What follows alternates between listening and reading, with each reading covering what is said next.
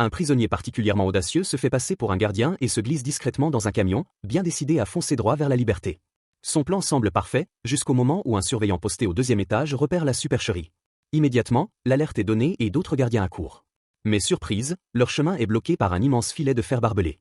En réalité, notre ingénieux frère Kiang avait tout prévu. Il avait solidement attaché le fil de fer à une pelleteuse, puis appuyé à fond sur l'accélérateur pour la lancer en mode conducteur fantôme. Les gardiens tentent bien d'arrêter la machine, mais le volant et la clé ont été soigneusement sabotés. Impossible de la contrôler. Pendant ce temps, frère Kiang rejoint tranquillement le point de rendez-vous, récupère ses camarades de cellule, sans perdre une seconde, écrase l'accélérateur. Le camion défonce la clôture de la prison dans un fracas spectaculaire. Et voilà nos fugitifs libres comme l'air. À peine évadé, frère Kiang décide, avec un certain sens des priorités, de célébrer ça dans un bar. Mais la fête est de courte durée. Un caïd local débarque pour réclamer un droit de protection. Mauvaise pioche.